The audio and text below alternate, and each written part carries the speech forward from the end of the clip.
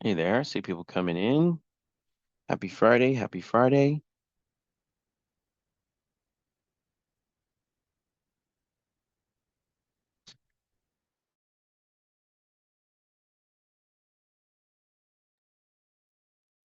Awesome. I'm seeing people come in. Where's everyone here from? I'd love to see we always like to see where everyone's from. Let me see if I can allow. Yep, everyone can. Perfect. North Carolina, hey Roy. Where else? Denver. Hey Jessica.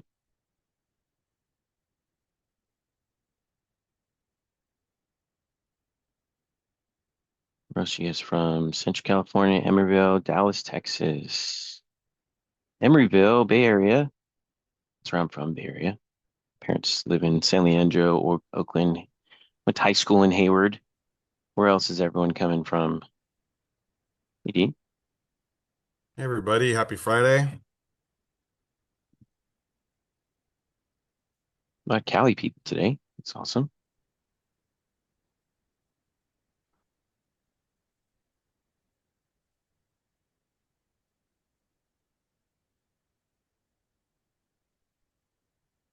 Give it a couple more minutes here.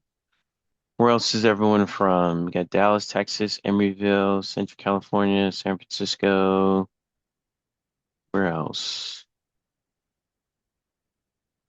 Atlanta. How'd you can make it?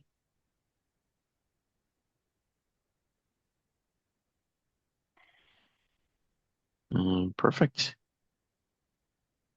Good. It is 12:01. I guess we have another minute. About 12:02.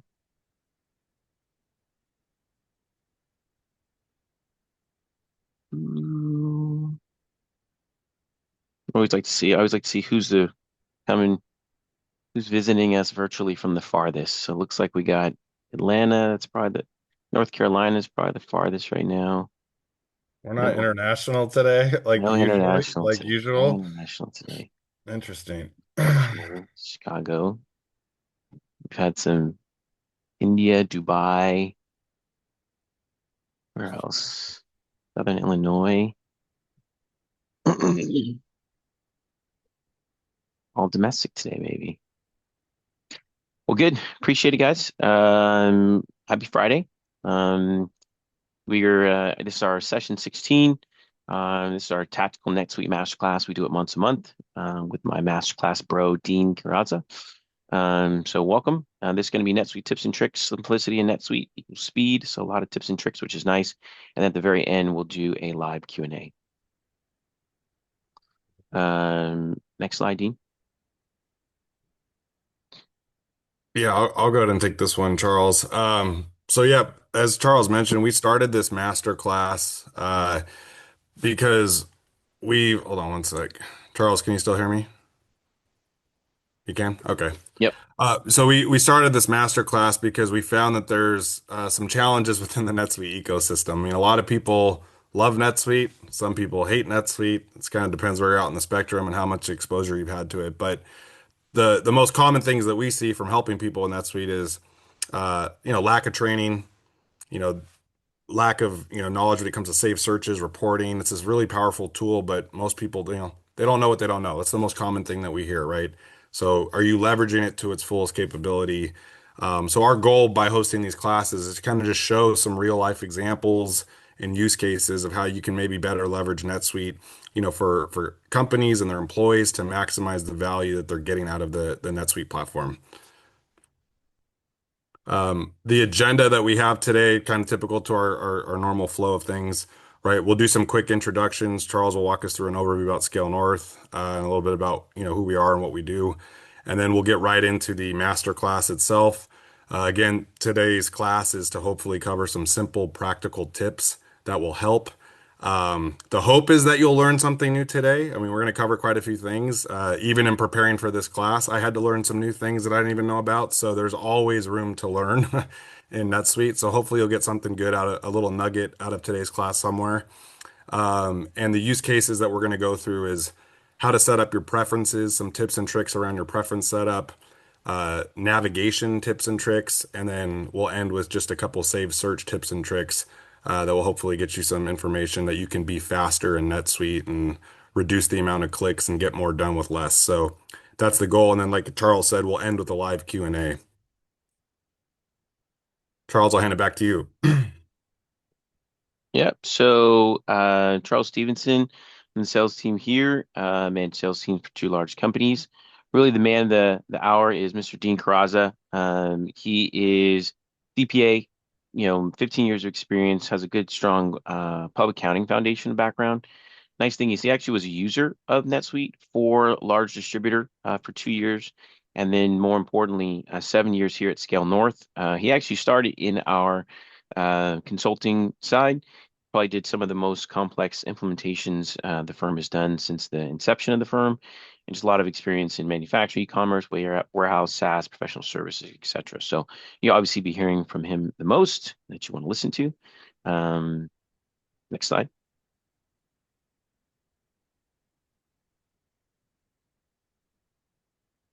It's Can you frozen see, if you. Charles? Yeah, it's there we go. Good. So just real quick about us, who we are, Scale North, one of the largest NetSuite specific consulting firms in North America. Over 280 employees, a lot of years of experience, a lot of certifications, right? I think the most impressive is just tenure. Average NetSuite tenure is over 8.5 years. And we process, because we have two sides, we'll go over this next. We have an outsourced accounting that's in NetSuite as well. We do almost 3 billion in revenue, and over 57% of our staff are CPAs as well. Next one. So this is our team, kind of our services, just at a really quick glance. So obviously we do implementations, we do rescue implementations, we resell software. We have our outsourced accounting group as well. Like I mentioned, we do outsourced accounting for over 120 clients, almost 3 billion in revenue in NetSuite. So we're one of the biggest users of NetSuite as well. And then we have our consulting services, managed services, optimizing current NetSuite clients. And then we have technical services as well. So we can kind of build anything you want. We actually have three apps on the Suite app, or three Suite apps that are published on NetSuite's website that we pre-built as well. So good, these are tech partners. A lot of people that you probably know. These are just a handful of the ones that we have, but most of the big names that we have a pretty strong relationship and partnership with. Cool. All right. Thanks, Charles. Yep. So we're getting ready to just jump right into the class. Just a quick disclaimer, right? The purpose of this class is for demonstration and educational purposes, right? So anything that we're showing is to kind of, help teach. We're hoping that if you're doing anything, you've at least done it in a sandbox environment on your end first, hopefully. And we just have to say, we're not responsible for any actions that aren't taken by Scale North, right? But yeah, goal is to be collaborative and learn together and help everybody get the most out of NetSuite. So with that out of the way, we'll jump right into the actual class, and we're going to start off with kind of going through some preference setup and tips and tricks. So let me bring up NetSuite. One sec. And real quick too, if you guys have any questions, there's a Q&A button right in the middle of your screen. It should be a question mark with a box around it. Click on that and then put your Q&A in there. Don't put it in the chat just because it could get lost. And with the Q&A, we can actually keep track of it. So yeah, if you can put it in there, that'd be a lot easier. Okay. Charles, can you see NetSuite okay? Yep. All right, perfect. So like I said, we want to start off with some user preferences that can be helpful. So to get to your user preferences, you hover over the home icon here in NetSuite, and then you can go to set preferences. So we'll bring that up. Once this loads, it's broken down into a couple different tabs. So we're going to just kind of quickly touch on the ones that we find to be kind of the more helpful tips and tricks. We're not going to cover every single tab and every single option, but some of the ones to call out. So the first one that's interesting, if you wanted a different from email address to show up on emails that are coming out of the system from your user login, you can put the email address here that you want to show as who it's coming from. So that's just something, maybe you don't know that, but that's an option that if you want to explore that and see. You can also try to put your email signature if you want in here so that you can attach your signature to the emails that are coming out of NetSuite so it doesn't just look like some weird, like, simple basic email template. Um, so those are kind of a couple things to start. And then On the default side, this one is very helpful. This check show internal IDs. Reason being is if as you start to get more familiar with NetSuite and you're trying to do things in bulk, it's very common with data, like whether you're migrating data, updating data, doing a CSV import of some sort to update records in NetSuite. Best practice is to update using that internal ID as the unique identifier of which records to update. So having this checked so that they're easily showing up on saved searches, or if you're on a record and you can tell what the internal ID is, just makes it easier to use, for other applications and use cases. Up next, if we go down to the optimizing NetSuite section right here, one trick that's really helpful. I think when you have NetSuite set up for the first time, I forget what value this defaults to, but it's a fairly large value. So right now it's set to the maximum entries in a dropdown are 200. So what that means is, when you're interacting with the drop-down field, there's so many results in there that it's not really that functional. And I'll demonstrate that here as an example. So to show it, if I go to bring, say, put in a customer, let's go to create a new customer, right? So the drop-down fields right now, they're drop-downs. Let's do new customer, sorry. Mm-mm-mm. So we can look at a couple different drop-down fields here. So the first thing I have to select a subsidiary. So in a case where there's not a lot of values, maybe not as big of a deal, I just select the one I want. But you can see I can't type, like I'm typing east right now in this drop-down. It's not typable, right? So nothing's happening. So not great. It demonstrates even better if you look at a drop-down field that has a lot more values, like industry. There's a lot more values in here for industry, right? And this isn't as functional. Like you can start to type, like maybe I'm looking for communications. So I type with a C. I can kind of get there, but if I wanted telecommunications, I can't. It's just a little clunky, right? You kind of get there, and you can't use any wild cards really in here right now. You can't do much with this drop down.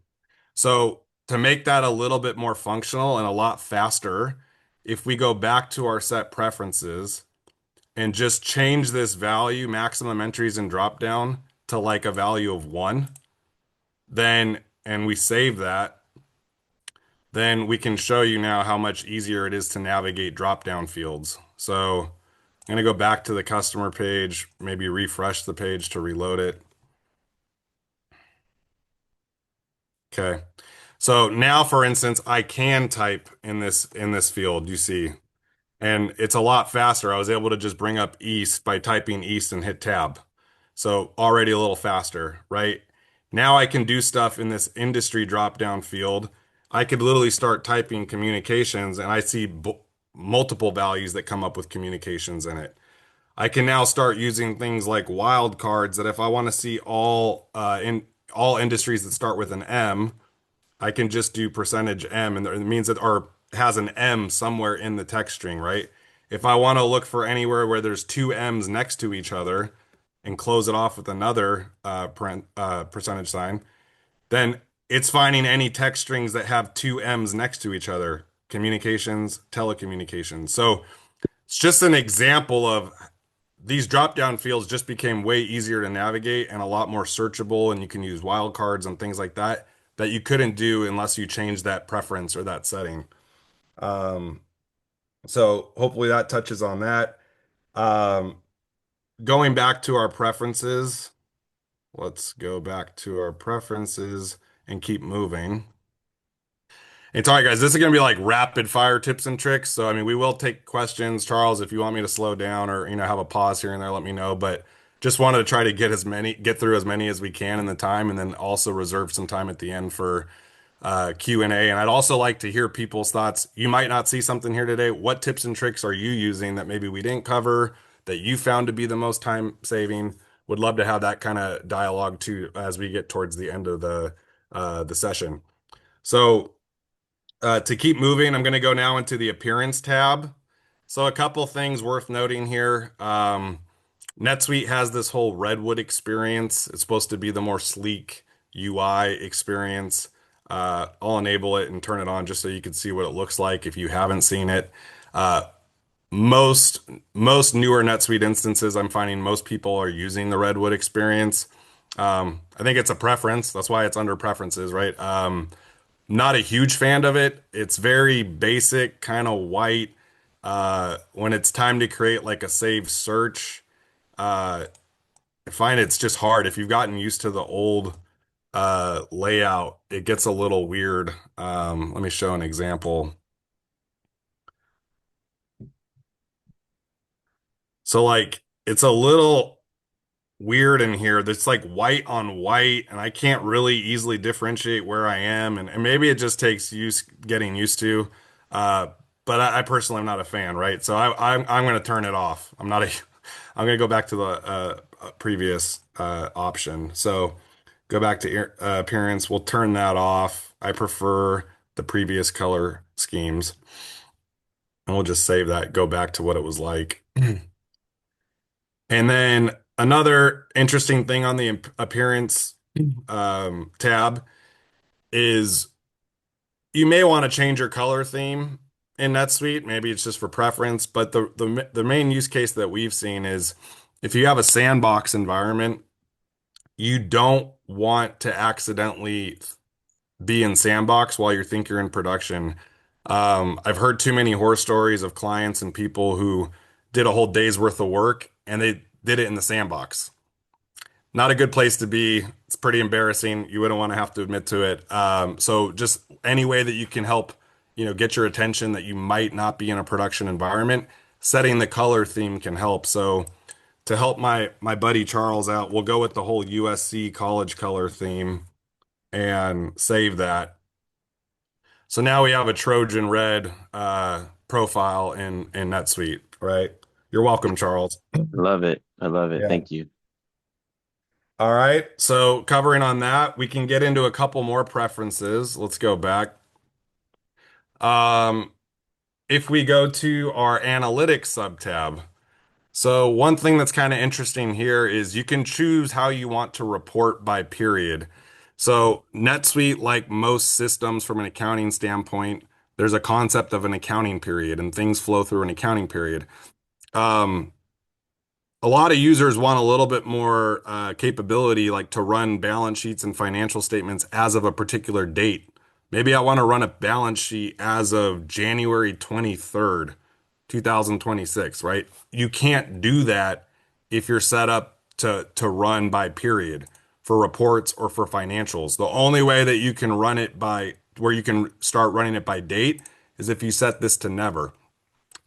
That's usually not a problem. The only other call out would be um, there is a setting in NetSuite that allows you to allow for date period mismatches.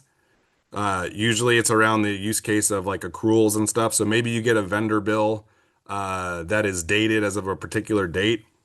It's dated as of today's date, but maybe the service was from a month or two ago. Well, to keep the bill dated as the date of the bill, which is today, you would put the date as of today's date, but then from an accounting standpoint, you want to account for that bill when the service was performed, which might have been a month or two ago. So you might choose to backdate the period to get it in the right accounting period. If you allow that, you're creating what's called a date period mismatch. And where that can get real hairy and problematic, and we've had this with clients, is they have half their team and executives running reports based off of period, and they have other people running the reports based off of date, and none of them agree. So that's always a fun experience of whose report's right. Well, it's my report. Well, how's your report right? And you just find out it's just a preference that's there. Nobody's running the reports the same way, right? So it's really important just to kind of call out those disclaimers and maybe, touch on that at a high level. Um, Next up, we want to show here this show list when one result. We find this is helpful because if you don't have this checked, then if you ever run a save search or something like that, and there's only one result in the search, instead of showing you the actual like search results, it will take you just right to that record. Sometimes it's just helpful to see like, hey, if I queried on something, how many results are there? maybe you don't want to go to the record. You're just trying to, see what's going on there. So usually I like for it to still show me the search result first. And if I want to go view the record or edit the record, I'll go from the search and do that. So that's kind of what that one does. Um, the next up is this include inactives in a global quick search.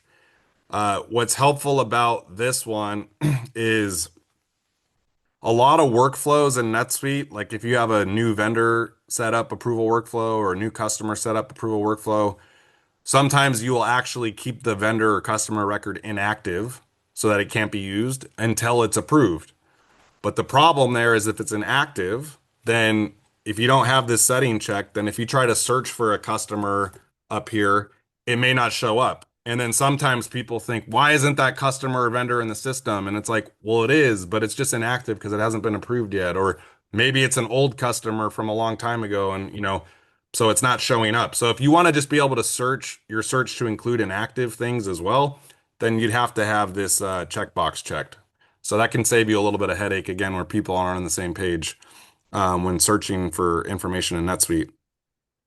Uh, Another search option that I just learned about as preparing for this class, didn't know about it, it's pretty cool, is this page search.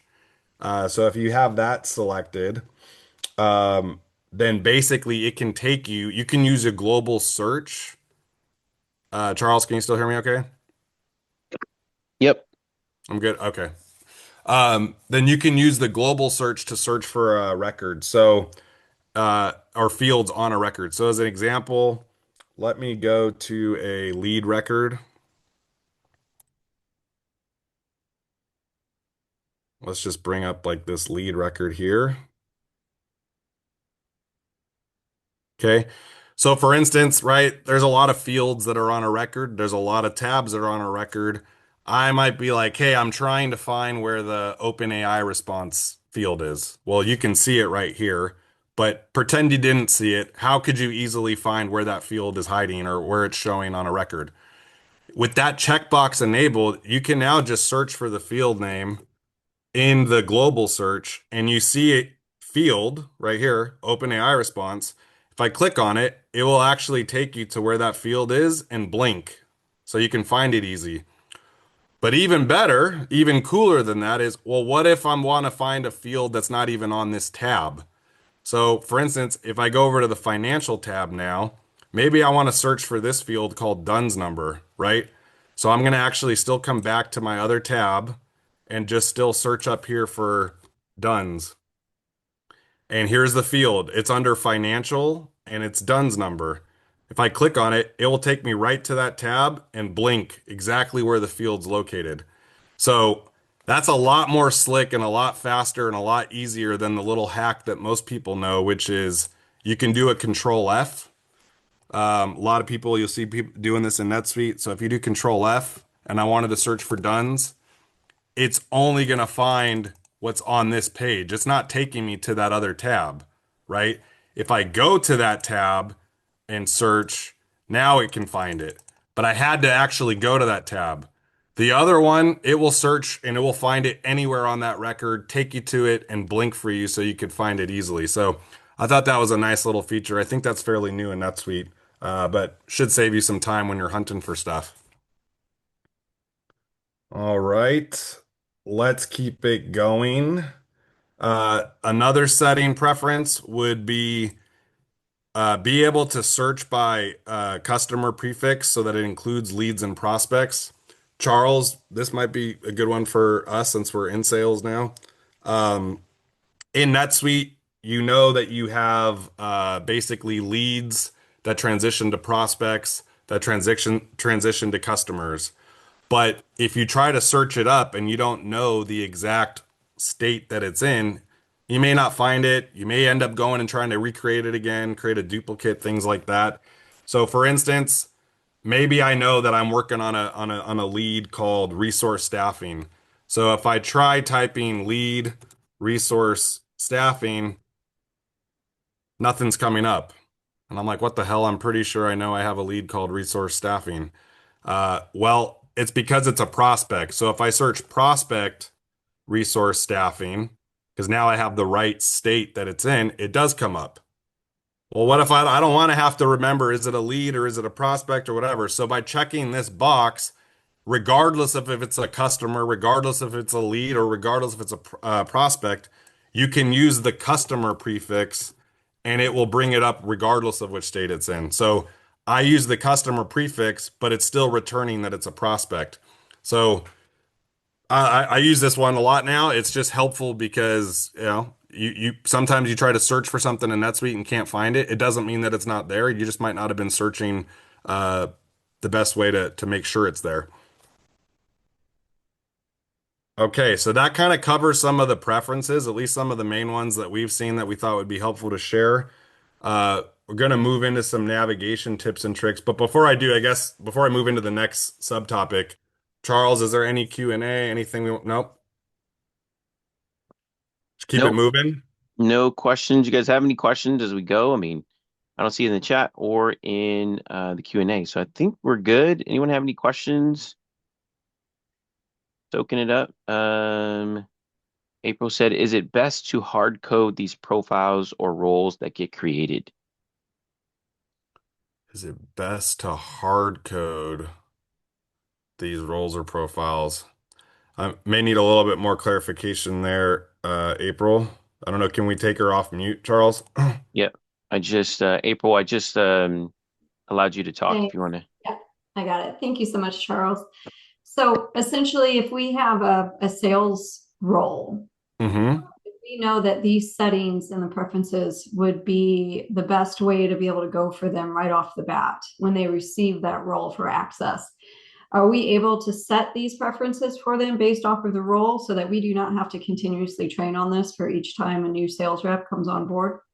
Good question. Now I get, at least I understand your question. I'd have to check. I don't want to misspeak. I would think, I know there is ways to control certain setup and preferences at a role level. I just don't know if it's the user preferences. So I can check on that for you, April, and get back to you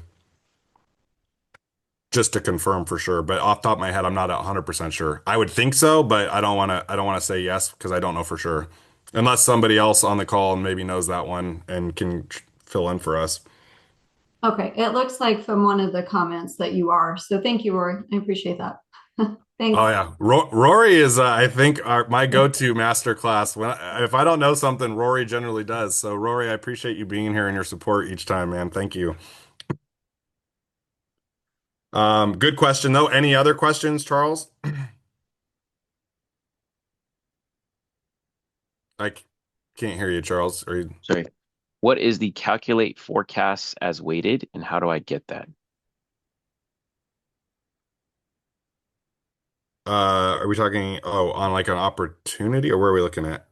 Let's see. Calculate forecast as weighted. Oh, calculate forecast as weighted. If you want to weight your forecasts that are not weighted equally to all transactions, I think this is in the CRM setup. Uh, it kind of like if you want to weight how your pipeline and opportunities are doing, I think there's a configuration or a setup around this. So could have to look into that a little bit more and see. But it comes to pipeline management and managing opportunities and things like that.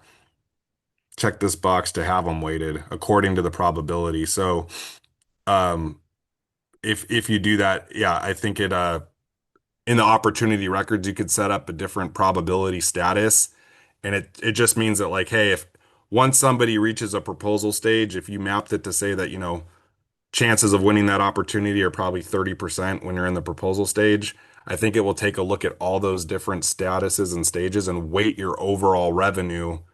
Like, so 30% of your pipeline is expected to close because it's at the, 30% of it's in that status. So I think it just ties into that if you want it to be weighted or not. That answers that question. And then Mackenzie put one in the chat. I don't see page search as an option in preferences on roles. So it wasn't on the roll. It was you have to go into your actual own home set preferences. So it's not role specific, it's like your login or user specific. So if you set you would have to do this, I think, on each role possibly. But if you're in the role that you want and you want to set it, if you go to your set preferences, and then I think it was in analytics, you should have this page search. Are you able to see it, Mackenzie? Oh, yeah, you're just saying, are you able to set it on a roll? Yeah, I'm not sure. I'm just showing how to set it up through your home set preferences. Not sure if it's an option on a roll level. Okay. All right. Well, I think we took a couple questions there. Some good questions. Thanks for chiming in and getting those out. We'll get back to the next topic and we'll continue to take questions along the way, if that sounds good. So the next topic we want to show is some navigation tips and tricks. So I think if we go back to the global search, one that's interesting, like say we wanted to bring back up that customer that we were talking about. Let's see, what was the name of maybe in my recent records? Yeah. So this resource staffing, right?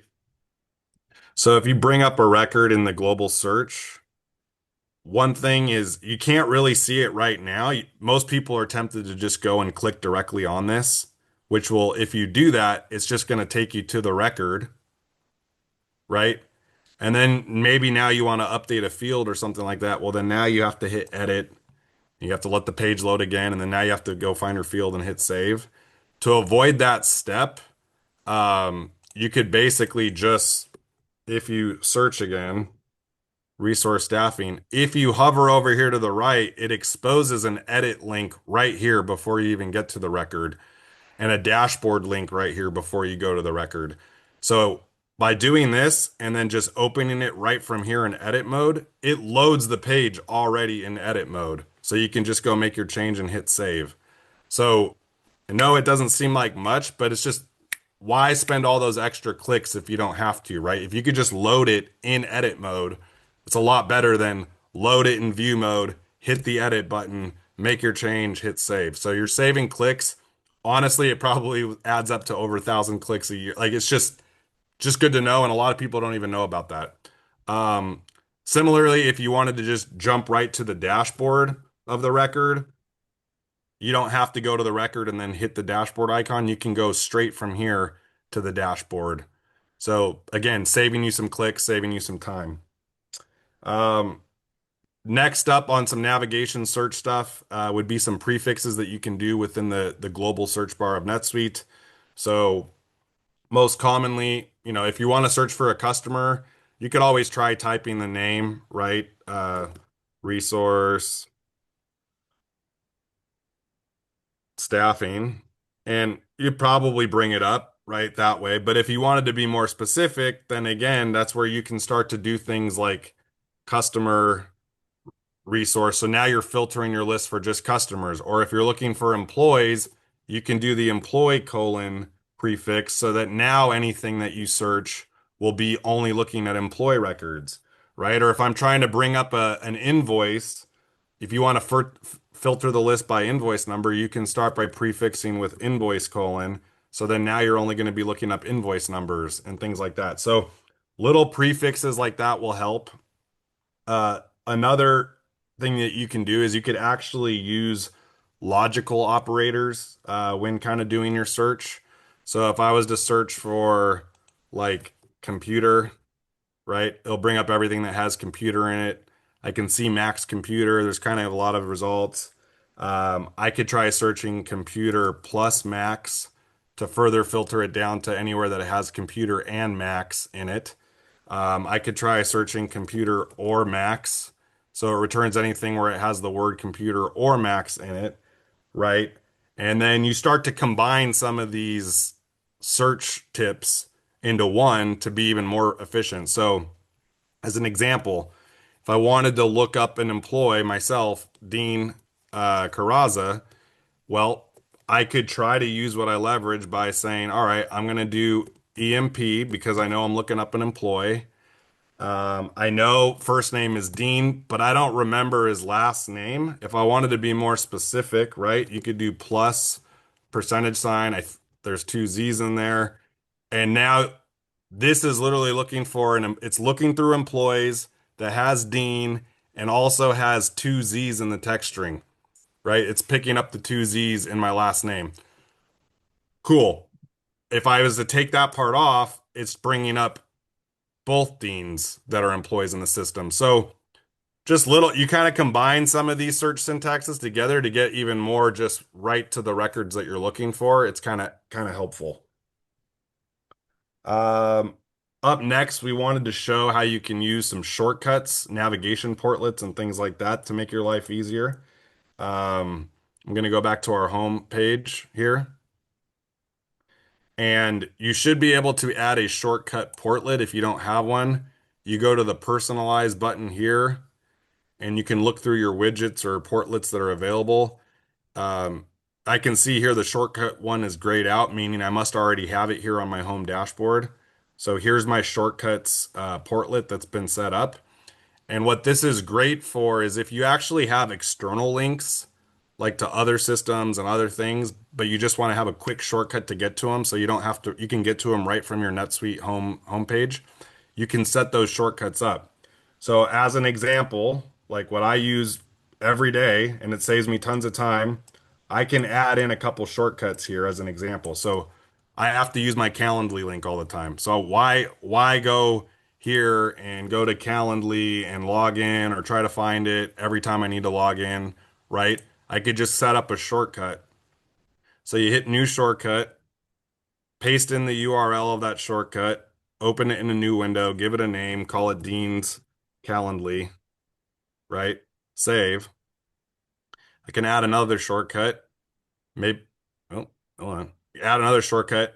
I have to go into my Zoom meetings all the time and get the recordings from my Zoom meetings, right? So you could add that as a shortcut. Oops, hold on. Let me copy this. What? Not cooperating. All right, for some reason my mouse froze over there. So, but you'll get the example. So again, now that I have my Calendly link, could go right to it, right? It's a lot faster. So you can use whatever external links that you need and put them in here so that you can just, you're one click away from your home, from your NetSuite dashboard to get there. Okay. Next up, we have your alarm clock or your recent records. So I've seen a lot of users sometimes struggle. Oh, I was just on that employee record. How do I go back to it? And they'll search it up again. But rather than do that, sometimes it should already be in your recent records. So it's just a lot faster to navigate to that than have to go search it up again or try to go find where you were or hit the back button on your browser. Let's see. All right. Up next, this one, I'm not sure how long this has been there. I've never used it, but I actually like it. I just kind of discovered it in preparing for this class as well. There's this quick add records up here, and you can personalize it to what you want. So things that you do all the time, if you just want to be able to create them quickly on the fly or just pretty quick, you can say what you want those things to be here in this setup. So maybe I need to, set up a customer, set up an opportunity. You can go through the list and check off whatever's, relevant to you and then hit save. So now it shows up here. I can create any of these things pretty fast. So if I need to create a save search, boom, I'm just at a save search rather than having to go to reports, save searches, new search, right? Just literally just new save search, and you're already to this page to get started. Or create a customer, boom. Literally, we'll just load a customer page ready to go, right? So there's little things like this that can be helpful and help speed up your time in NetSuite. Um, Up next, we want to show some other portlets that you can add that could be helpful. So you can add this quick add portlet. Again, you go to personalize and you would see I've already added them, but you see here you could add a quick add or you could add a quick search. So they're right here. So to use those, if you want, for instance, on a quick add, you can set up which records you want to add quickly. So find the record that you're interested in, add it. And now you could literally start, adding a record right from here. So if I wanted to add an opportunity record, I could just start doing it right from here and hit save. So it's like just quicker entry, right? Same thing for search. If you add the quick search, you can now say which record are you searching for. So again, when I was trying to find an employee named Dean, I could have used some of those other options that I showed you, or I could just say, let's go to an employee search and I'll just search for Dean and hit search. It will take you right to an employee search already showing you employees that meet the criteria that you put in, right? I don't know why I'm a girl in this instance. Sorry about that. But at least you could see how you can use that feature. What else we got here? Quick search. Yep, we covered that. Okay, so now we'll move into how you can enter data and complete forms, get a little bit faster on data entry. So if we bring up a record, let's bring up this employee record here.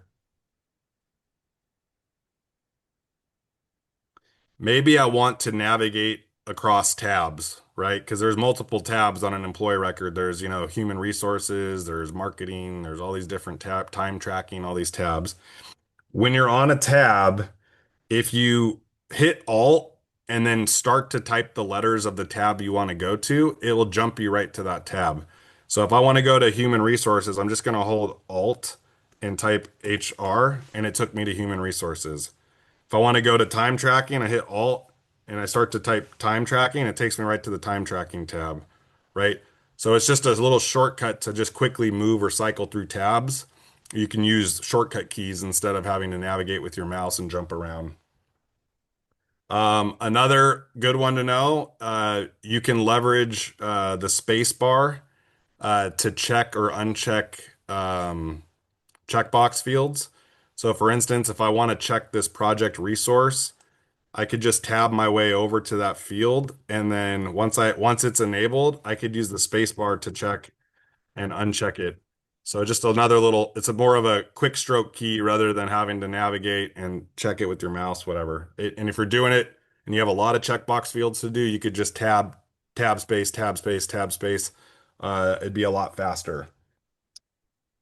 The other one that kind of I think blows a lot of people's minds, or that I see most people don't know about, and to be honest, I still find myself victim of this, is if I need to perform a calculation, I'm normally still just taking out a calculator and doing it and then just putting it then into a field. Well, amount fields in NetSuite, you can use operations and calculations right in them. So like I could take this field and say, take 100,000 times 1.3 tab.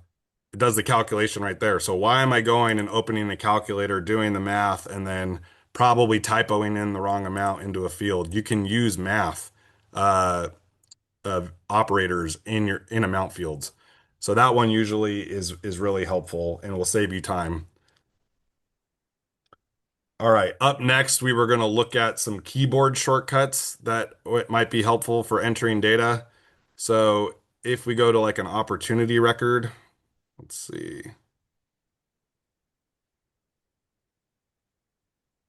and we go to a date field, I'm gonna rattle off some shortcuts here that maybe you know, maybe you don't. So I'm gonna clear this out so it's blank.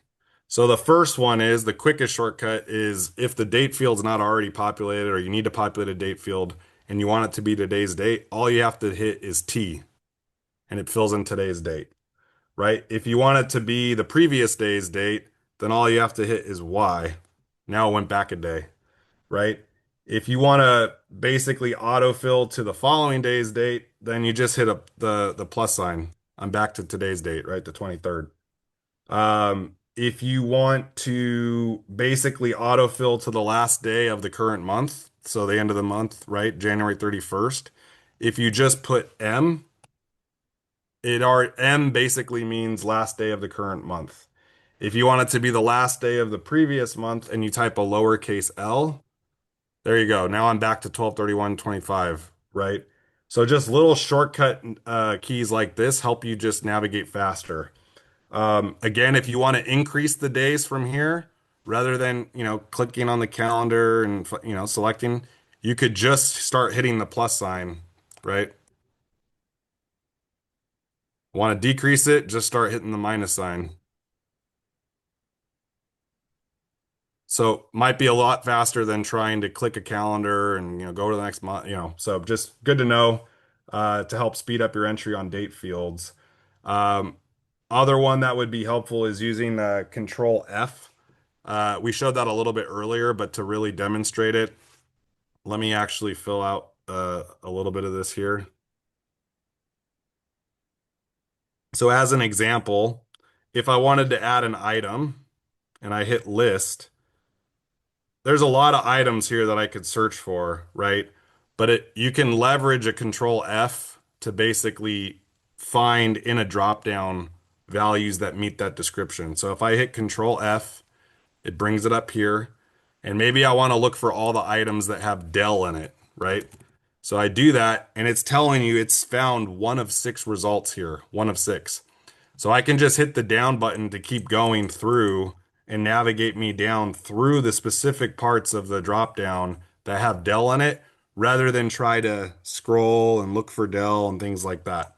So it's just another tip and trick that can help you be a little bit faster and more efficient in NetSuite. All right. Next thing would be how to quickly cycle through pages in NetSuite. So if I bring up some lead records again, or let's see, maybe I'll bring up some sales orders, transactions, sales, something we have a lot of, right? So if I go to a sales order page,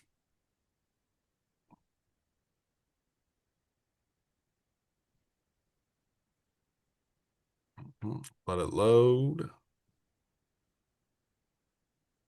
This is a demo environment, so sometimes it's a little slow. Oh, I went to a sales order. Let me go to a list view. Leave.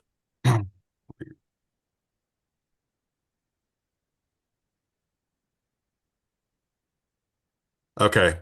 So I can see here now in list view, I have 208 sales orders and it's broken up across multiple pages, right? So one thing that's kind of cool is once you're here on the page number and it's exposed, rather than scroll, you could just do page up, page down. So it's a little faster as a keystroke to go up and down, right? Rather than scroll, especially if you have tons and tons and tons of pages. So you got up and down. The other thing that you have is maybe you say you're here and you just want to go back to the first page. You can just hit home and it jumps you back to the top of the page list. If I want to just immediately jump to the last page or the end page, you could just hit the end button and it will jump you to the end of the list. So you could cycle up and down. You could jump back to the top. You could jump to the end, right? Just keystrokes that will make navigation a little bit faster that you may or may not know about. And up next would be how you can leverage inline editing to update records a little bit quicker in real time. So I'm going to go back to a list of opportunities, go into a list of opportunities, okay? And maybe I want to update, I got to quickly update these expected close dates to be, the end of the month, right? These are clearly haven't been touched or updated. My CRM's getting a little stale and rusty. I need to update them really quick. As long as I have this inline edit turned on, this is what it looks like when it's off. So you have to turn it on, click it to where it's green. Then you can update fields, multiple rows in one go. So if you click on the first row that you want to, start the range, and then if you hold shift and then click at the end or the last row that you want in the range, you see it kind of created this little grid, like basically a range. And then assuming I want to update these all to be the end of this month, right? We just said that we have a shortcut that you could just hit M for the end of the month. That brings me to the end of the month. I hit tab. It just updated all the values to the end of the month, right? Just like that. So rather than go and open all these records individually and change the date one by one by one, I just did them all in one shot, right? So that's a real helpful tip and trick. If you're not familiar with that one, definitely try it out. It takes a while to get the keystrokes right, but once you've got it, it's you'll be using it all the time. All right. Let's see what else. Okay, this one I just learned myself. I didn't know. I Everybody who starts to get into NetSuite always opens up tons of tabs, right? You end up opening up, oh, I need to look at this record, and you next thing you know, you have hundreds of tabs. Um, so one thing that's really helpful is to be able to open multiple tabs quickly. I used to always right click and open link in new tab, and I thought that was cool, right? But you could go even faster than that. If you literally just click the middle of your scroll button, right? I can open these and you could open them in edit mode. Maybe I know I have to update all these records. I could literally just one, two, three, four, five, six, seven, right? You got to just hit it right with your mouse. But I've now opened all these in edit mode that fast. You make your changes, save, close them out. When you're done and you don't need all these tabs, another trick is if you just right click within the browser, you can close all the tabs to the right.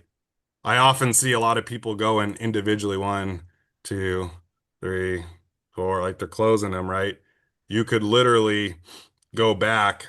Let me open up a bunch of stuff again really quick. Just create a bunch of tabs. Just got tons of tabs open, right? If I want to close them all, rather than go and close them all individually, you can just right click and say close tabs to the right, and you just closed them all up real fast, right? So maybe you get a little disorganized, you end up having hundreds of tabs open. Well, you can close them real fast too if you don't need them. So that's another tip and trick there. Um, from another navigation perspective, sometimes you may forget where things are located within NetSuite from a navigation perspective. Like, hey, where do I go to enter a credit memo? I don't remember. Is it under, is it under transactions? Probably, but is it under customers or is it under sales or is it under financial? Like, where do I enter a credit memo? One helpful thing is to use your global search bar and you can use the page prefix. So page and type credit memo. So it's telling you, hey, I could take you right to a credit memo page, or if you want to issue a credit memo, you could basically click this to just get to a credit memo, right? So a lot faster if you don't necessarily remember how to get around the navigation path and things like that. You could use the page prefix to try to maybe find where you go to enter something. So that's a helpful trick.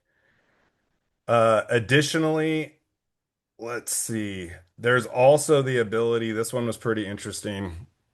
If you're doing configuration in NetSuite, you don't remember where to go to set something up. Uh, Kind of the same thing. I'm not sure where do I load a customer logo in NetSuite so that it shows up. Maybe you don't remember, If you go to setup, go to the setup manager, and then you can leverage the search function within the setup manager. So I know I've loaded a logo before for another client, but I don't really remember where I go to set it up. How do I do that? I could just search logo and it will literally take you and tell you where you go to set up a customer's logo and it highlights it for you, right? So it's a lot faster. So now I could just put in the Scale North logo, right? And display the logo and you could actually even save the setting right from the setup screen. You don't have to leave here. So I hit save, come back, and now I have my logo included, right? So things like that where it's just helpful to search through setup screens and function screens. You could use that setup manager. All right. So again, covering a lot, kind of rapid fire a little bit here, seeing how we're doing on time. Charles, before we go to the last topic, which is the saved searches, just want to touch base, see if any questions or thoughts, chat. Yeah, I see some in the chat. Kind of more comments. Sorry, I'm trying to pull this open. So, I think we talked about this, but when doing a quick add, is it not populating the required fields, even if they were added fields? Is this something we can change easily, or does this need to be customized? Example, creating a lead. So the quick add fields, I think this only works for things that show up in the main tab of a record. So it's not like you could like set up every field even on a custom tab of a record. So it's meant for quick entry, meaning it's got to be something that you don't need to put in a bunch of information. It's got to be quick. So usually as long as you're on the main tab of a record and you have the show field enabled on the form of that record, that's what is used here. So it's probably the default form of that record, and as long as it's the main tab and it's enabled to be shown, those are the fields that show up here. You can see if I choose a different record, the forms might look a little different. Like if I want to enter in a task and save, there's only a couple fields to fill out here. So you can kind of set it up at a form level, but it's you're kind of limited to what NetSuite will let you quick add, if that helps. And then Roy had a comment. True, but you have to show. I don't think that was a question. He was just making a Hmm. comment. Yeah. You can both delete doing that. Sure can. Logo can be done for clients. Hmm. And then James asked, can logo be done for each client? Oh, like for a cut, you were one of your customers. I believe so. I don't know if there's actually a field on a customer record where you can put a logo. I'm assuming so, just like you can for your items. You can upload pictures and stuff of your items and stuff. I would think so, James. And then Thomas has his hand raised. Thomas has his hand. Okay. Go ahead, Thomas.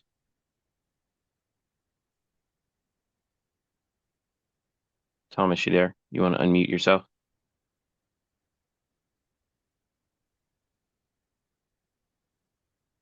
Thomas, you there? Thomas? Can you unmute him, No. Charles? Or no? I can't unmute. I can ask to unmute, but he's got to unmute himself. So Okay. we'll come back to you, Thomas. Just let me know or put it in the Q&A and we'll uh we'll go through it if we can. I think Sure. that's all the questions if you want to keep going. All right. So we're almost in the home stretch. Was just going to show a few save search tip and tricks, and then would like to jump into Q&A and maybe get some feedback from everybody on the call. Any tricks that you know, or anything that you were hoping to see you didn't see, or maybe you can share. Would just be good dialogue, good discussion. So let's keep moving then to some save search tip and tricks. So for the first tip and trick that could be very helpful would be leveraging um, a save search text field filter. So an example to kind of demonstrate how you can leverage something like that. We'll create a search. I'm going to leverage my little tip here, right? Rather than going to, reports, new search, I'm just going to basically hit my new save search.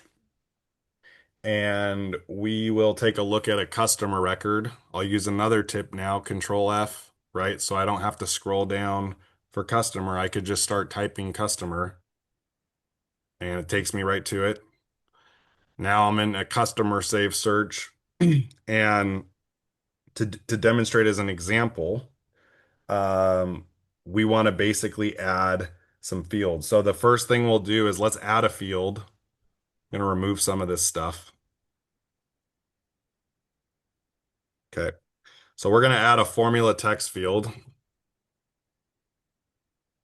and then we're going to add a formula, and we're going to add a case when statement. So we're going to say case when. For all you accountants out there who use Excel, case when is like the syntax of like an if statement in Excel. So, a logical thing, if this, then that, do what.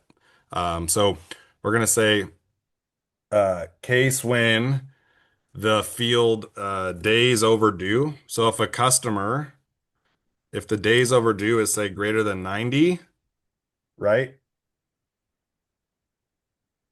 Then we'll say then what? Then I'll say code them as a D. So just single quote D, end quote, and then end. So that's our formula. So basically, if their overdue balance is greater than 90 days, we're gonna call them they're a D customer, right? They need to be paying us. Um, so that's the formula, and that's gonna show up in the results. But now we can leverage that and put the same thing in our criteria. So I'm going to copy that formula field, add a formula text field to the criteria, do the same thing, just paste the same formula, right? But then change this to contains and just put a little space. Hit the space bar once, just so that it's loaded up. So it's going to bring back anything that has a space in it. And then now that we have that, we can add an available filter for the same thing for a formula text. So it's going to look for our formula text field. We'll show it in the filter region and we'll give it the same label, D customers, right? And add. So if I preview this search now, you can see I have over 224 customers, but what if I want to find my D customers that I just, tried to set up? Well, now I can literally search for a D here, just put in D, and it'll take me right to all the customers that are basically been flagged as D based on the days past due. If we bring up that customer record, and I think go to financial, or is it days overdue? You can see they're well overdue, 362 days. So that's why they're getting picked up and tagged as a D per our save search. So just kind of a cool trick most people don't know about. And then lastly, we want to show another save search tip would be how you can use parentheses within your save searches just to, further refine your queries and finding information. So we'll go back to our customer search and let's just remove the stuff that we just put in there really quick. Just kind of reset it. Okay, let's just reset. All right. So if we wanted to do a search and use expressions or parentheses, in the criteria, you go ahead and check use expressions. So I'm just going to kind of do an on-the-fly example of how you can maybe search for a very specific subset of data within NetSuite for a group of customers. So maybe the first thing we want to say is let's start off by opening a parentheses, like let's open up our statement with the parentheses. Then let's put what field that we want to look at. So we're going to say, hey, if the industry is manufacturing, okay, right? And then we can use our operator and then add a row. The next field and the number of employees. Let me try that again. Number of employees, we can say is greater than 100.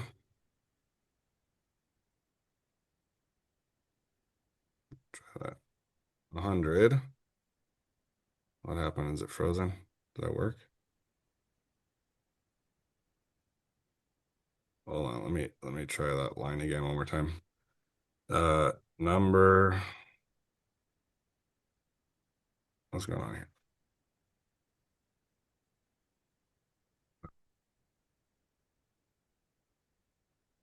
There it is. Number of employees, I said is greater than 100.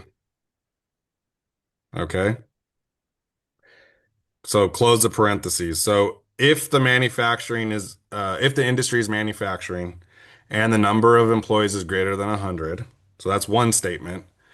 Or, and now we can open up a new statement, or, right, we can say, start another parentheses, say annual revenue maybe is greater than 5 million. Okay. And We could say annual revenue is less than or equal to 10 million. Okay. And then close parentheses. So we just built out a fairly decent query that's looking for very specific set of instructions, right? They have to be manufacturing. They have to have at least 100 employees, or they're somewhere between 5 million and 10 million in revenue. It has to meet those conditions. And then we hit preview. We can get our results. Let's just add those fields in so we could actually validate the results. So we added in industry, we added in number of employees, and we added in annual revenue. So now if we again preview the results, you can see I'm returning only results where they're between 5 and 10 million and they have at least or greater than 100 employees, right? So a very specific way to filter down and search for data. I find most users don't necessarily leverage or take advantage of using the parentheses as an operator and to kind of help group your arguments together to kind of get a very specific result or outcome. So um, that's that, Charles. We kind of made it through it all. It was kind of rapid fire. I hope there was some good stuff in there, some nuggets in there for you. Hopefully you learned something, at least something today, maybe you haven't seen or heard before. But on that note, I'll hand it back to you, Charles, and we could go into Q&A and get some live discussion going. For sure. Yep, definitely. Well, questions, guys. Any questions you guys have? Well, first and foremost, Dean, just want to give him some love here. Put some clapping hands in the chat. I mean, this stuff takes a lot of time and effort outside of his job to do this. So appreciate you, Dean, as always. Um, and while we do the Q&A, I am going to put up a there we go. Our survey, if you can, while we do Q&A, should have popped up on your screen. Takes like 30 seconds. We do this for you guys. It's 100% free, as you know. If you want to put in, what you liked, what you didn't like, we need to hear, topics that you guys want to see and hear, right? Otherwise, we have no clue, right? We're kind of shooting in the wind. There's just so much information in NetSuite. So if you guys can take 20 seconds and fill that out, that would be really, really helpful for us. So yeah, and if you guys have any Q&A, feel free, either you can raise your hand, put it in the Q&A chat. And Charles, So I'd like to ask, I mean, and I know Roy, because he's already been putting in the comments, but I know there's got to be some stuff that you as users and you've found anything to share too. Maybe we didn't cover it, but I guarantee we could learn something new even from the audience today and would love to get some thoughts.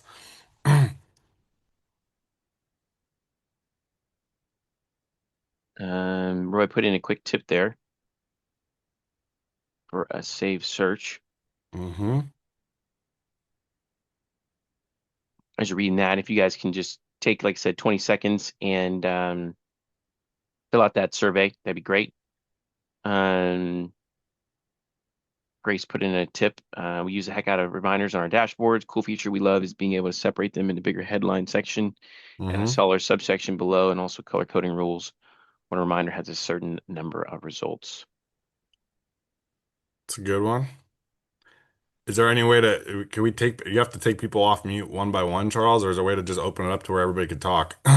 That's a good question. I never tried it. I can just That, or I guess if you want to speak up or say something, maybe just raise your hand. um,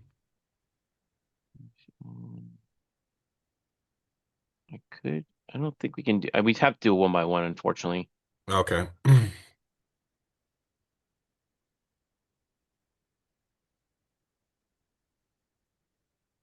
Okay, it doesn't have to be back to Charles's point too. I mean, if you have a question you want to kind of open up and we can try to discuss as a group too, that'd be totally good. I mean, really just want to get some feedback, thoughts, ideas for next class, future classes. What do you like, what do you not like? Really want this to be engaging and a good environment for everybody to kind of learn and take something away from. Yep. Yep. Exactly. I always say, help us help you, right? This is free. As you know, no one else does this. If you haven't gone to our other masterclass, I can put the link in there too. Um, There's 15 others that we have specific topics. This is just kind of like tips and tricks, so this is great. Um, but I can give you guys that one where James had a question. How about vendor payment information? I'm gonna take you off mute, James, if you want to just elaborate on that. Hey, James. How you doing? Good, good. Good. Something I just ran into was the vendor payment app. NetSuite seems like it doesn't have a base to it shows, you can make a check, but it doesn't actually send a check. So how do vendors is get paid from using NetSuite? So typically you would have to set up check printing. That's a configuration step that you would set up so that you can actually print out a check. Usually you either need check stock or sometimes you can get away with just trying to, print a check to paper. But that's through like a setup and printing setup and configuration, James. So you should be able to do that. Um, but there's the steps that you have to go through, and we could help you with that. And then depending, some clients have their treasury integrated either directly with their bank, or a lot what we're seeing more common nowadays, rather than going through all the headache to set up your specific bank for payments. A lot of people are moving into like the payment automation space or AP automation space. And when you go with some of those solutions who we're partners with, whether it's like a Bill or a Tapalti or there's tons of them out there. They basically automate that whole flow, including payments. So whether it's an ACH, whether it's a wire, whether, even some of them can print the checks for you. That sometimes that could be covered as just an overall service as well that works with NetSuite. So you kind of have options. It just depends on what's best for your specific use case and business. Right.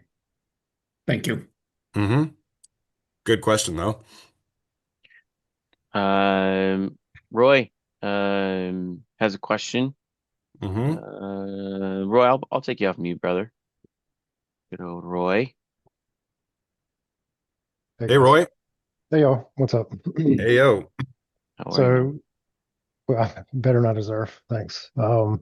So quick question. So as an administrator, we have the option to enable features and test those features, hopefully in a sandbox environment, but we don't have an option to test the modules we don't have license for, such as bill capture.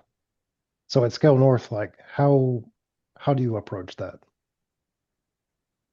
Oh shoot. Well, you said bill capture, not me. So Well, yeah, we well, I don't was we don't thinking bill recommend capture. bill capture. I don't know. We don't do too much with it at this point. I mean, it's still getting slowly rolled out to the NetSuite partners. But typically we've still found that one of our technology partners in the AP automation space is a little bit ahead of the curve on that. So I can't speak to that one specifically, Roy. I don't have enough experience on it, but um I thought I would guess the assumption would have been it's bad to assume things, so you know what I mean. But if it's in your sandbox, you can't test it in a sandbox. Like it's not part of the module that's been provisioned to the account. Correct. So this would be the equivalent of like in the manufacturing module, we are standard manufacturing. We do not have access to the advanced manufacturing features because we don't pay for that. That's one of those billable terms that you Yeah. see in so we have to, you can enable it. It's a module that NetSuite gives you once you pay for it. So my general question is like, how do you test a module that you can't install? Like, Oh, well, you got to buy it first, dude. well, yeah, I get that. Oh, well, I'm pretty sure if you bought bill capture, then you could test it all day long, but there's not like a, hey, I'd like to go try it out, try it before I buy it type of thing, if that's what Right. you're kind of getting at.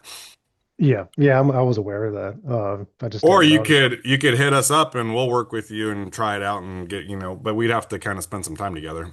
But Yeah, that because we makes have sense. access to, obviously we have access to some of that stuff, but it's not really like we can make it available to the public.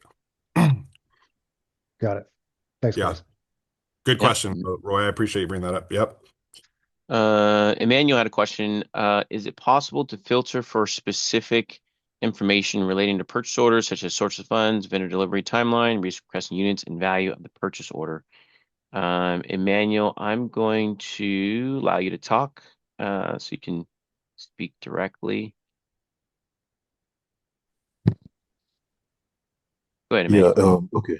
Yes, hello everyone. So I asked this question because of me, in our own organization, most times we have to fill in this information manually, though we use NetSuite. So I'm thinking there should be a possibility where you can extract this information from NetSuite, probably apply the right filters and get this info. Because most times we're asked to provide a report, then we go to trace each purchase order and start populating the values, the source of fund as a project funding that particular procurement, vendor delivery time, and the request unit. We have to do that manually on Excel sheet. So I believe NetSuite should have that provision. Probably we are the one that don't know how to make use of it, but that's more reason why we join this class so I can have more knowledge on how to go about things like this. Thank you. Got it. Emmanuel, I want to clarify just to make sure I understand the question correctly. The Are you saying how to search for existing purchase order information and a filter to like find stuff, or you're saying how to like upload a spreadsheet to create the purchase order? Which part is the manual part that you're worried about? Okay, so existing purchase order that you have on NetSuite. Uh-huh. Yes, existing purchase order, how to filter for the specific information. I just like the specific I just mentioned here, how we Okay. can just, yeah, get Let them me filtered and have this information. let me share my screen. Can you see my screen again? It's coming up. Okay, yes. Yeah, sure. That's coming. Maybe this is what you're alluding to, but I would think if I wanted to try to find a very specific purchase order, right? You got a couple options, but one would be to do a save search as a query. So again, if I go to this little shortcut to get to a search, save search, and a purchase order is a transaction in NetSuite, right, Emmanuel? So I would want to do a transaction save search. So transaction search, right? Then now I could start putting in criteria to get specific, right? You don't want to look at all transactions. You said you want to look at purchase orders, right? So then I could try to search for transaction type is equal to purchase order. Okay. So now this means I'm only going to be looking at purchase orders, right? Then I can be more specific where I'm saying, and the vendor is, I don't know, Staples. Okay. And maybe the amount is greater than $20,000. I don't know. But do I have anything for Staples that's a purchase order that's greater than $20,000? Probably not. But if I did, you could find it just like that, right? You could use this search to kind of on the fly build out the data that you're trying to query for and see if it brings back certain results. Is that kind of what you're asking? Like, I want to just touch on, is that what you're looking for? Yes, it's quite in line. But what about if you want to do this for multiple vendors Then you at a just take go? out the vendor part so that now it's like, for instance, if I get less specific, now I remove vendor, I'll find all purchase orders that are greater than 20,000 now. And this should have, I'm assuming, some results. Boom. 46 purchase orders that are right. And you got to be more specific because that's giving you all the lines. I could say where the main line because just the amount where the total line is. So now preview that.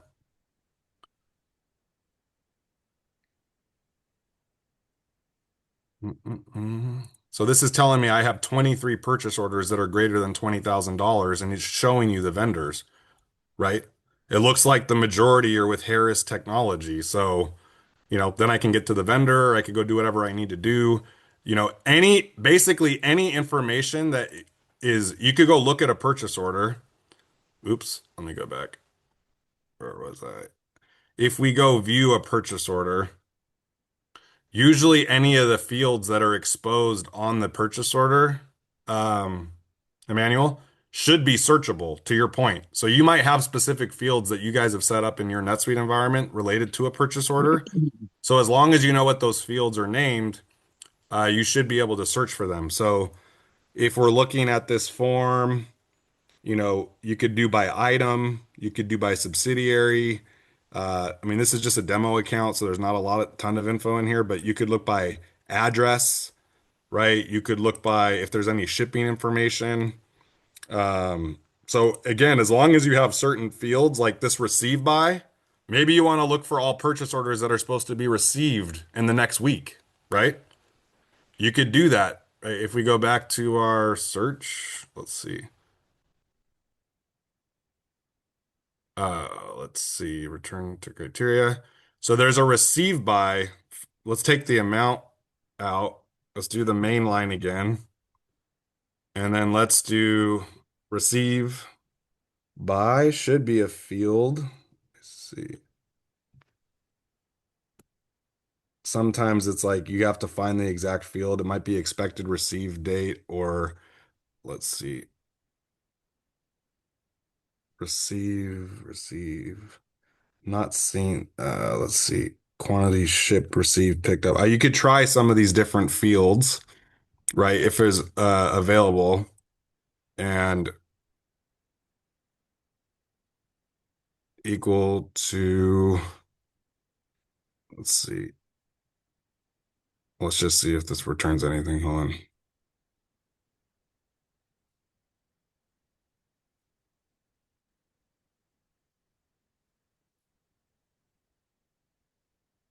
You could look for certain fields, quantity fulfilled, received, let's just say, and you put that in your results, and you can then start to search for those type of fields. So if it's a field that is on the purchase order, you can leverage it in what you're searching for. So again, we could try maybe quantity shipped, received, like quantity, let's say build, or no. Let's see. Quantity shipped, received, pickup is greater than 0. You could try to see if that returns anything as well. So again, I'm just trying to give you examples of how, but hopefully the fields that you need, you should be able to search for them in a search to narrow down results and to get back a list of data that you're looking for, if that helps.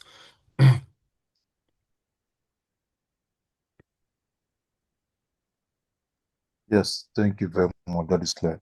Thank you. Okay. Yeah, no problem. Good question.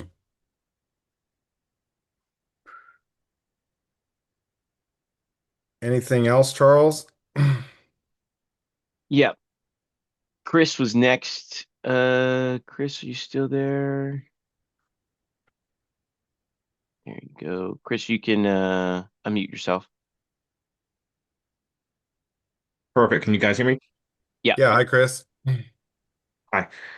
I work with a lot of nonprofits, and one of the biggest issues they have is working with allocations in NetSuite.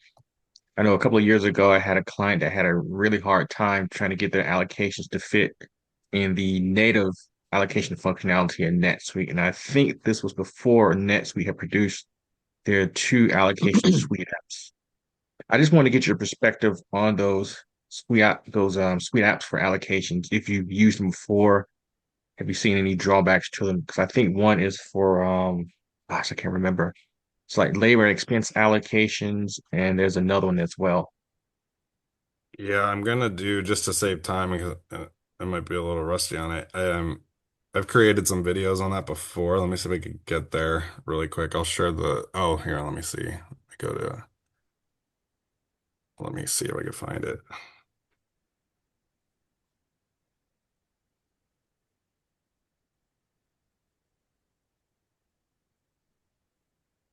So I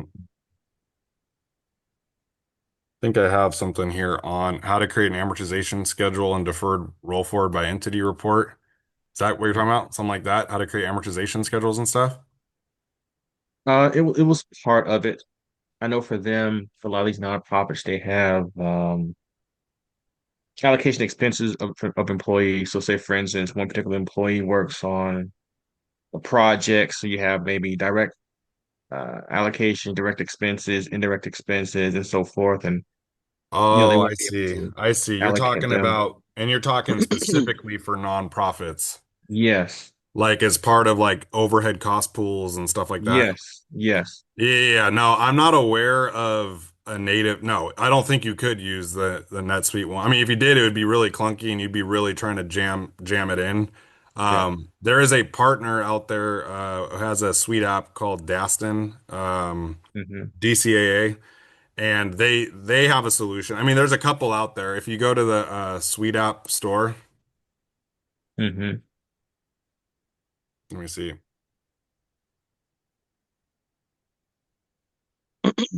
DCAA. Right. So there's a couple. There's one by Caravel. There's one here by Dastin Corporation. I'm more familiar with the Dastin one, but this Okay. will walk you through how to do indirect cost allocation, Yeah. payroll cost allocation, compliant time entry. This is specifically for nonprofits or people with government contracts who have to do all this. Is Hmm. that what you're talking about? Yes, exactly it. Yeah. I would check out this if that was a solution that you needed for your clients or whatever. It would be worth looking into a little bit more. I could put this in the chat if that's helpful. Yes, that'd be great. Okay. Good question though. Sorry, I didn't understand. I thought you were talking about just Yeah. like regular allocations or something. No, nonprofit allocations. Okay, Thank you. cool. Uh, Grace had a question. Let me just make sure I didn't skip anyone. Blah, blah, blah. Here, let me, Grace, I'm just gonna allow you to talk if you're still here, Grace. Here we go. Okay, good. Grace, you can go ahead and unmute yourself. Okay, can you hear me? Yeah, Yep. hi Grace. Hey, so we have a lot of classes with children underneath them. Like, for instance, we have pumpkins and ornamentals, and then a bunch of different varieties underneath them. And our CFO really hates how when we put class hierarchy, it puts each child class underneath there too before the total. Is there a way that you know of to just get it to show the total for each parent class in like an income statement? I'm just thinking about it. I get the question. Well, let's see. You're talking about the class segment? Yeah, like instead of, okay, pumpkins and ornamentals, then autumn color, candy corn, jacks, all those listed out, then a total. Like, is there a Uh, way to just get it to show the total for pumpkins and ornamentals and the total for the other parent class so she's not having to remove all those columns in Excel? so like here, I don't know what kind of classes have been set up in this because it's a demo account, right? But I have Hmm. you see here, I have two options, class or class hierarchy. If I don't Right. want the hierarchy and I just do class and then hit refresh, I think this might be weird. Like there's A, B, C, D. It's the totals of all A, B, C, D, but then just the total. Is that what you're talking about? No, like class hierarchy, put it on class hierarchy. Yeah, class hierarchy will then show if there's like a higher, yeah, right? Let's see what that. There might not be one in this because it's just still A, B, C, D, right? But if we were to add a hierarchy, um, I guess here, let me see if I could do that really quick. Class.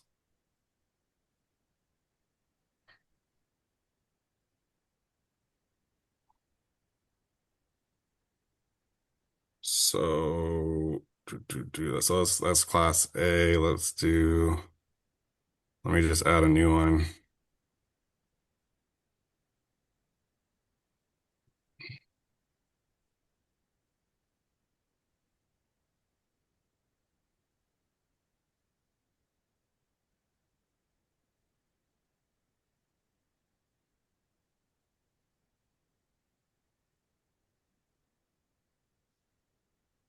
So like this is now a hierarchy, right? This rolls up to this, Right. Yep. right?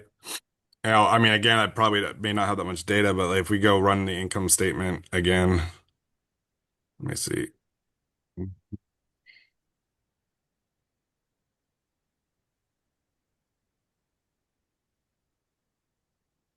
Like it's a parent, then there's class A, and then there'd be all of them, and then a total. I guess, is this kind of like what's the issue here? You're saying that you just wanted to see the total of the parent?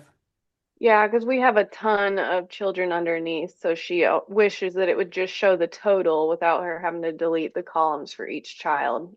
I didn't know if that was customizable. We've never been able to figure that out.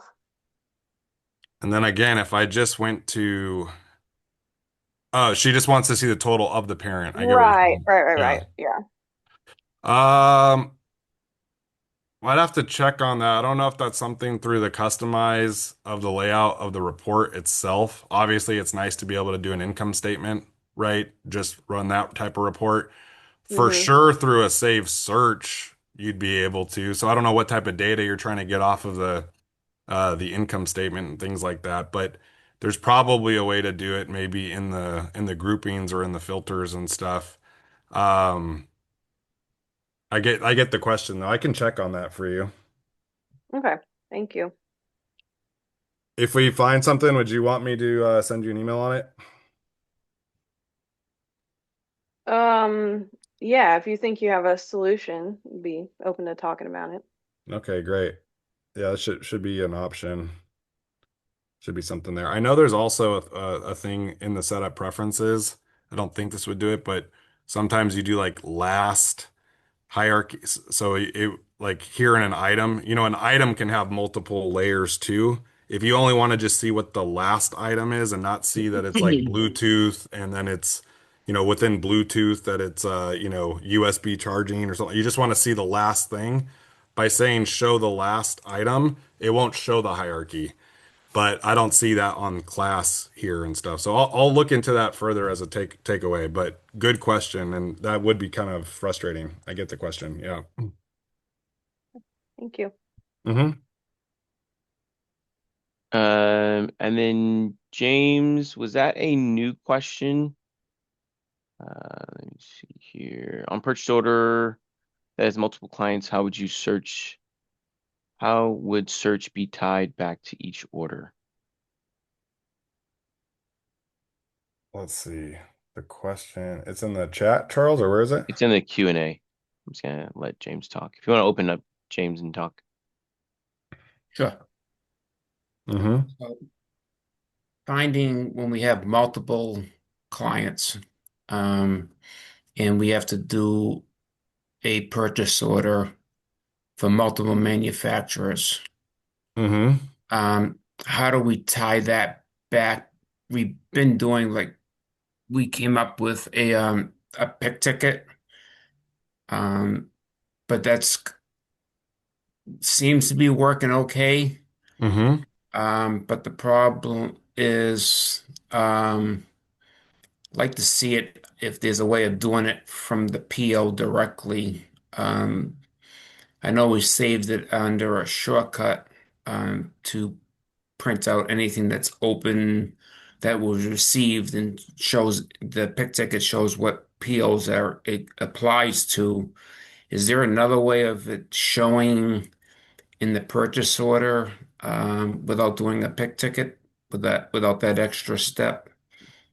With it, what's the step that you're trying to change? Like you're going to a purchase order and then printing it out, like printing an actual PDF of it or a hot print of it. Is that what you're saying, James? Yeah, so we're going to I forget where it's called, and so we're doing a pick ticket Mm-hmm. when the goods are received and the stuff's put on the shelf. Mm-hmm. Um, and that seems to give us anything that's been open and received. Um, but the associates are sometimes not doing that step and they're just putting stuff back on the shelf. That's the where I think things are going to fall through the cracks. Like they're not actually going into the purchase order and receiving it, you mean? Well, they're receiving it, Uh-huh.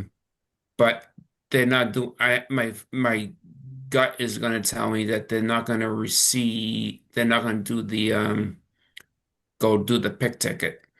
They're going to receive it, go put it on the shelf, and leave it for somebody else to do it. So Oh, okay. with the system we talked about before, what we're using, when that purchase order comes in, we just hit the tab and it shows DSO, the sales orders right there, and they'll pull the items out of the box and put the balance away in the inventory, and then it gets processed from there at, going up to putting into vouchers for bill payment after. And then the product Yeah. itself is going to the department where it needs to go to be finished the fulfillment.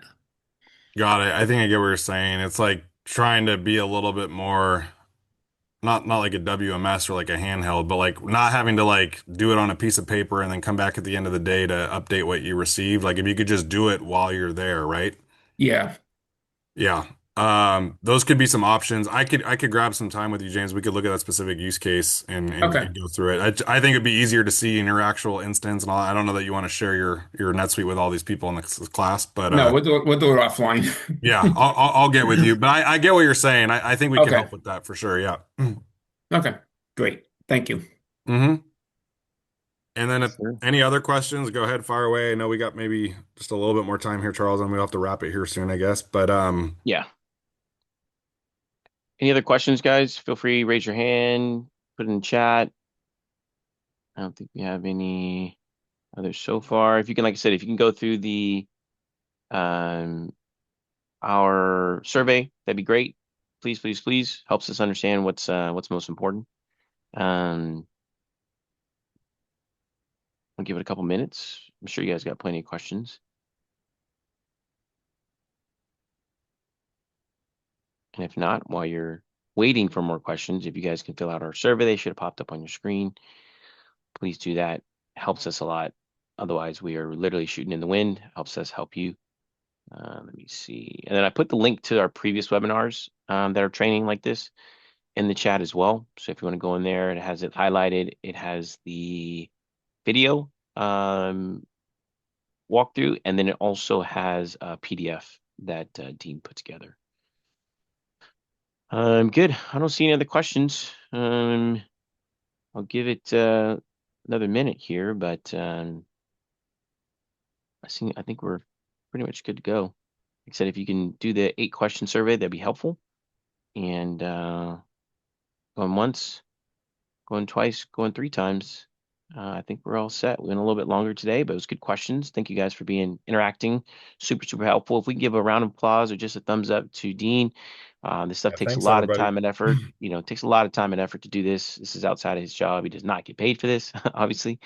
So if we can give him some love, that would be greatly, greatly appreciated. Actually, you know what? I think I sent the link only to us. That was not very helpful. Let me send it again. There you go. There's the link to our webinars. I just put it in the chat. Sorry, I think I sent it to just hosts and panelists. So I'll give it another minute so you guys can click on that and just save that. But yeah, appreciate you, Dean, for putting this together. Yeah, thanks, Um, guys. This is great.